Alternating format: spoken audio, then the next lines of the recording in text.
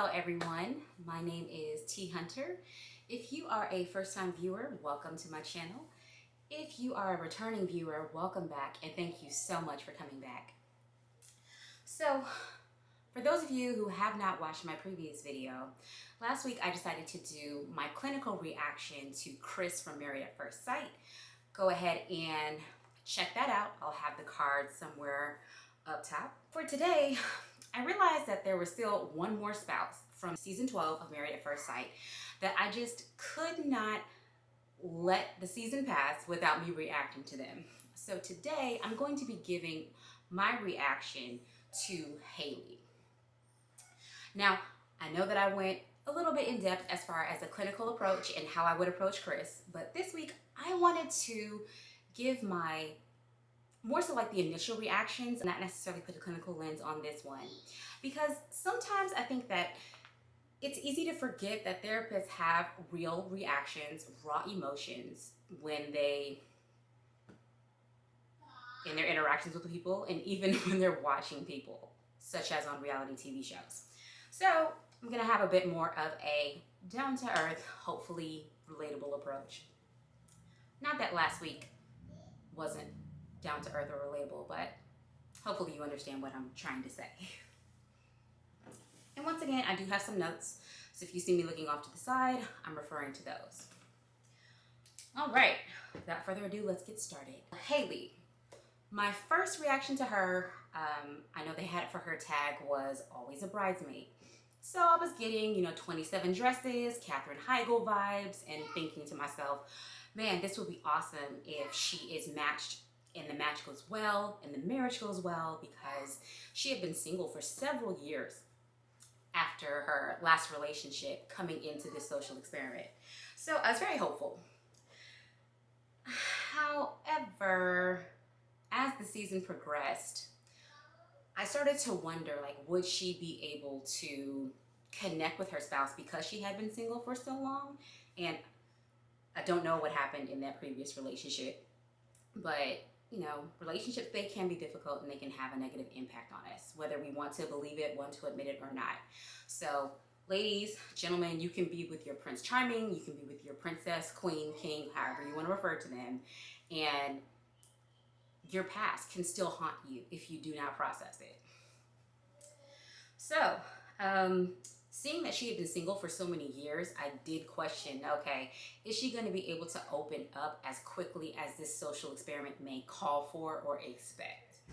8 weeks is not a long time to try to make a connection with someone and then at the end of those 8 weeks decide if you want to stay married. So there's that. Another thing that definitely made me feel a little bit curious and a little bit, okay, is that going to be a red flag, or is that going to be a roadblock, or at least a very big speed bump?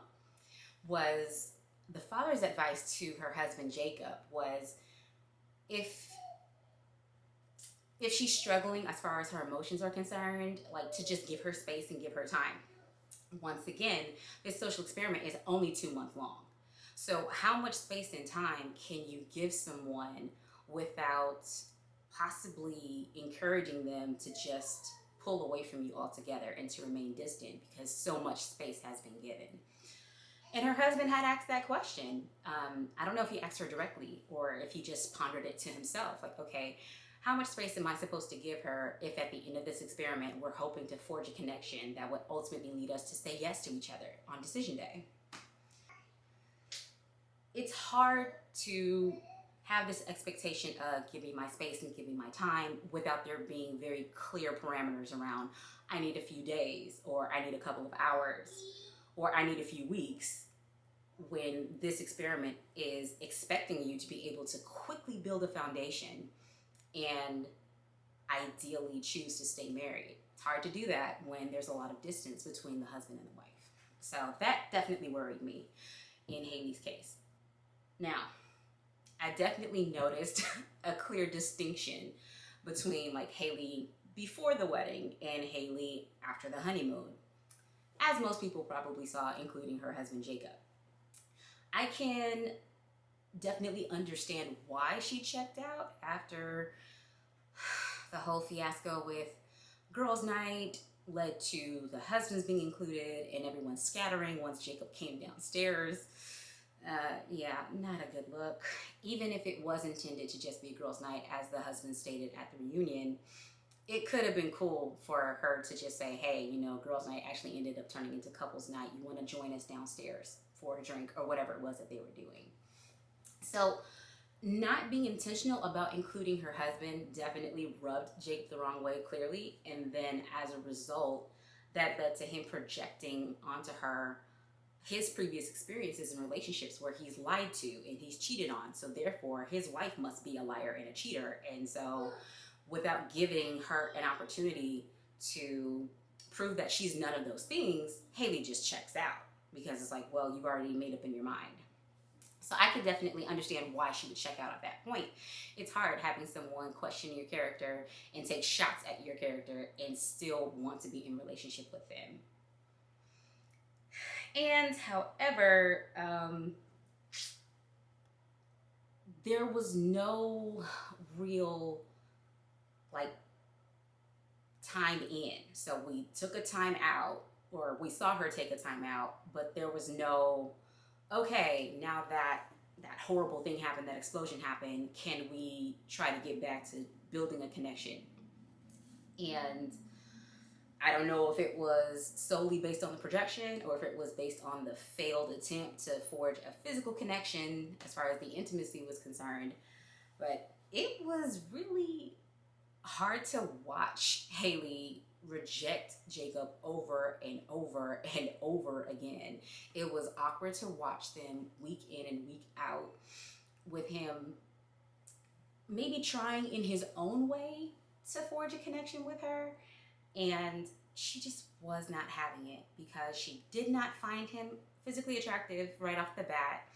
The physical attraction wasn't growing, and yeah, you see it all in my face. So I can only imagine like how awkward it was living in that house. Like, oh my gosh. Ugh. It's cringeworthy for sure. It's one thing to go on a blind date and things don't work out and you can make the decision, okay, I'm never going to see that person again. But what happens when the blind date happens to be your spouse and you signed up to try to, live with them and be with them for 8 weeks. And then from there, you make a decision. Now, the couples, they can exit at any point if they decide, you know what, this marriage really isn't working out. I see no point in going all the way through 8 weeks when I know good and well right now at week 4 or even week 1 that my answer is a no. And it always will be a resounding no. That was also hard to watch too. Like, Haley, you weren't attracted to Jacob, that's fine. Like, everyone is not going to be our cup of tea. Perfectly fine. But sticking it out the full 8 weeks and seeing the distance grow, seeing it be awkward, seeing tension, it was difficult. Like, even on the good days, that tension was still there because you could tell Jacob was really hoping that, maybe this can work. Like, maybe I can wow her, try to woo her, but she had checked out and she never came back. And that's fine. Her reasoning for it is her own. Like I said, I'm just giving my reactions. That was hard. So the next thing that really jumped out at me was the episode around the wedding gift that Jacob gave Haley, which was an $800 bracelet. Yes, he quoted $800 for those who didn't watch. And he was hoping that, she would have worn it on the wedding day, or if not the wedding day, to at least have had it present in their new home together. And after getting dressed for the wedding, she had, I guess, delegated the task of, make sure that you pick up the bracelet and make sure you pack it up to her mother. And so her mother had it in whatever state.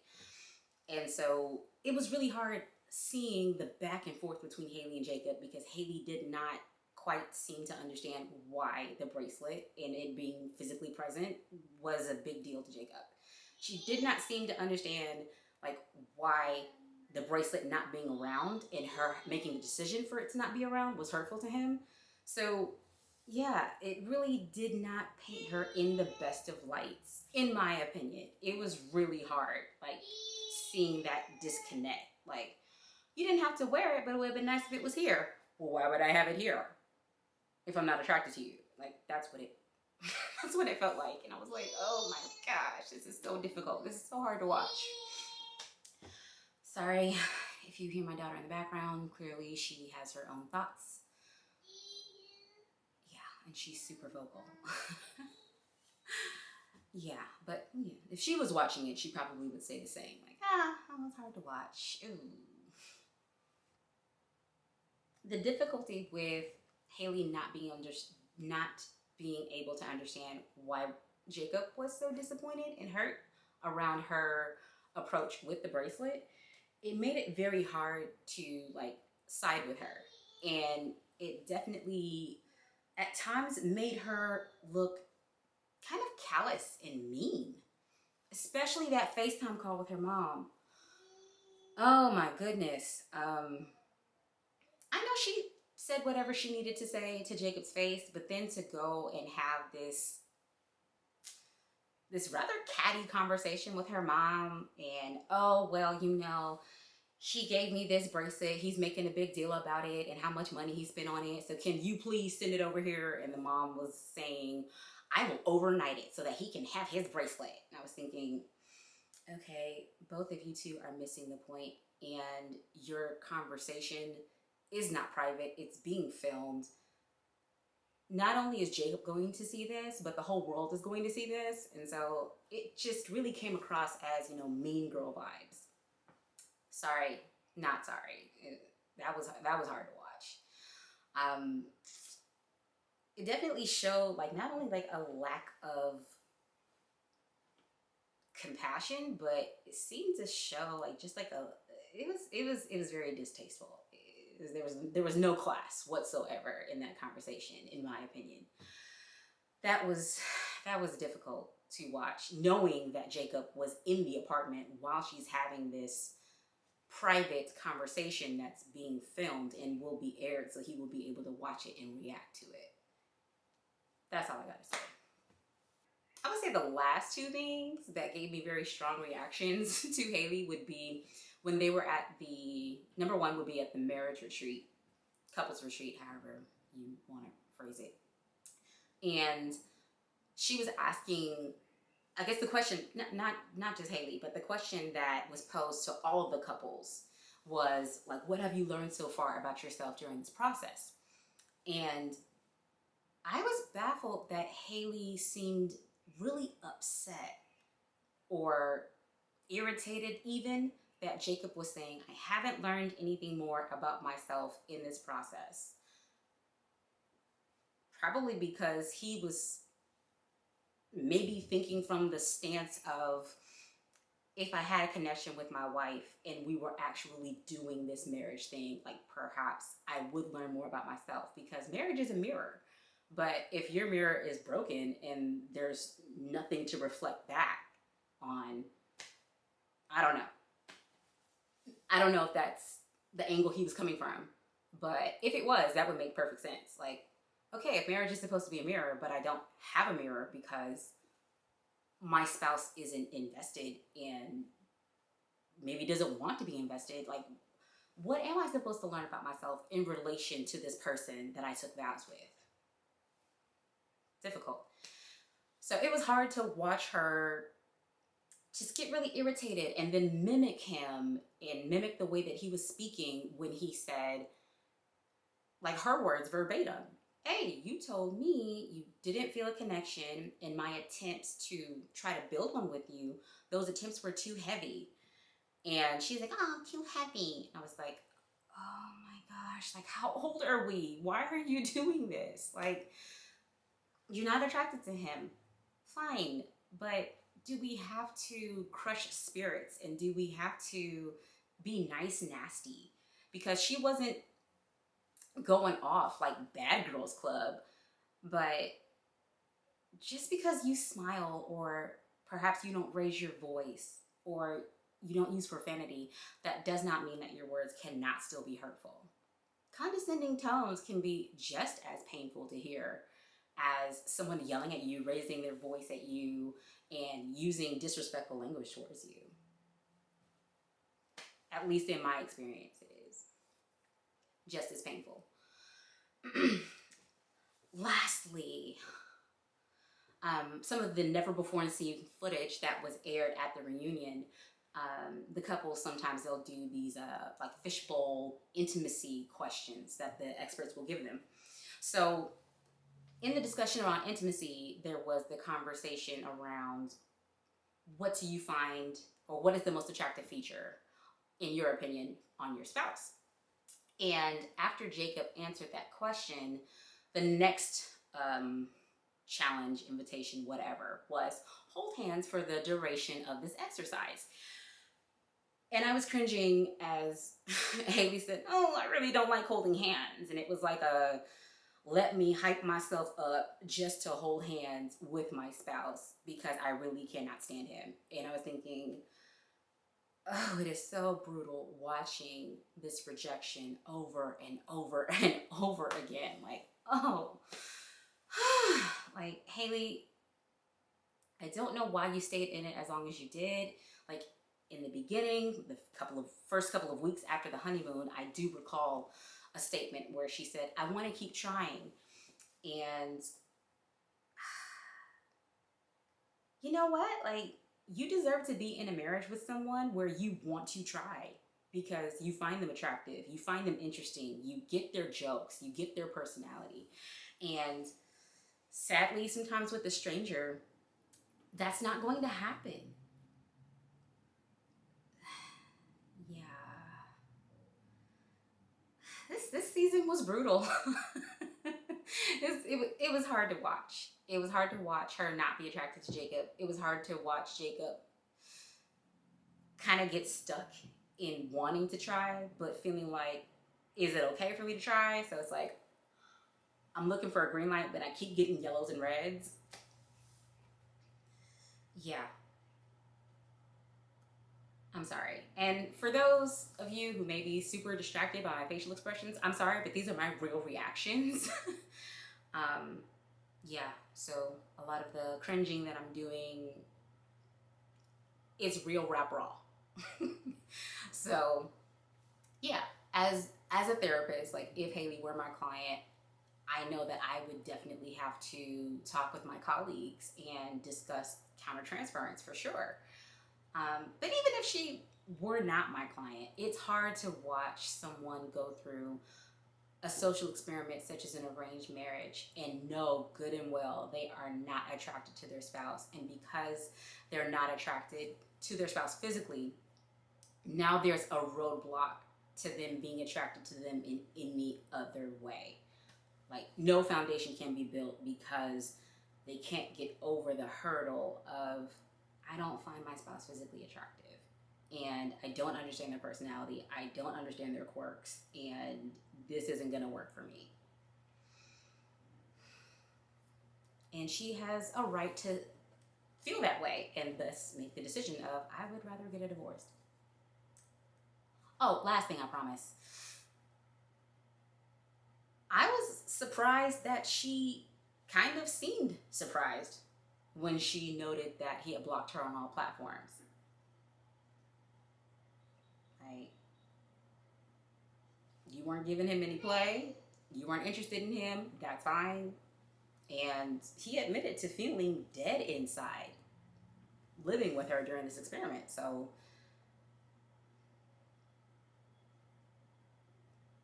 Jacob decided he was going to protect his peace at any cost. Block, block, block. Delete, delete, delete. No access. Well, I think that's all of the reactions that I had as far as Haley this season. Y'all let me know in the comments, what are your thoughts around how would you proceed if you were matched with someone, be it a blind date or an arranged marriage, and you didn't find them attractive, and you noticed that perhaps you didn't understand their personality and their quirks. What would you do if your desire were to remain married? How hard would you fight? Everyone's different. So yeah, I'd be interested to see your thoughts and feelings and reactions in the comments. But that is all that I have to say for today's topic. If you have enjoyed this video, please feel free to give this video a like. It does really good with the algorithms.